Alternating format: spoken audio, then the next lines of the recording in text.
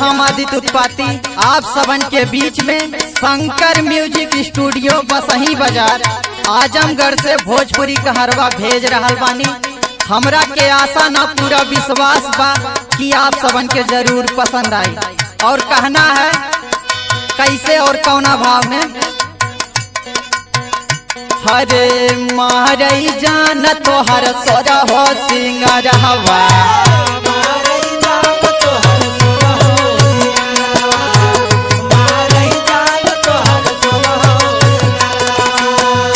हरे सोरा हो सिंगरवा, हो सोरा हो सिंगरवा, मारई जान तोहर सोरा हो सिंगरहवा।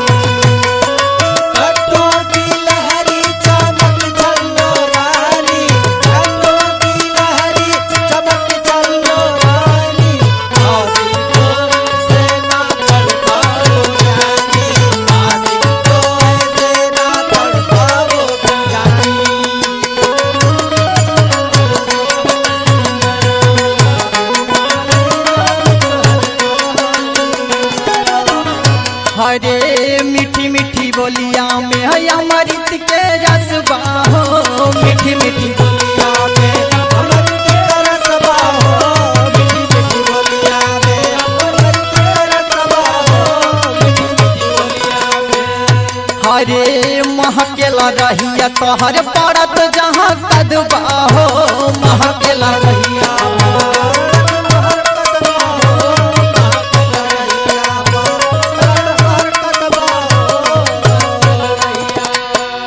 अरे नमरी देखावे केहू देखावे 2000 मारई जान तोहर सोरा हो सिंगरहवा, मारई जान तोहर सोरा हो सिंगरहवा, मारई जान तोहर सोरा हो सिंगरहवा।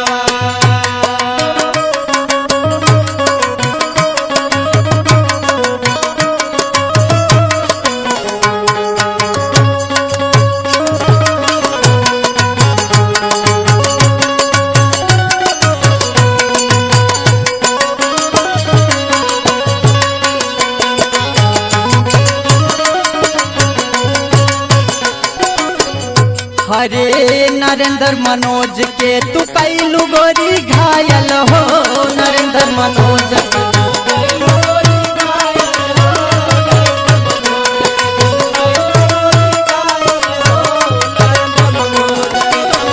तड़पेल सुनिलो जब बजे तोहर पायल हो, तड़पेल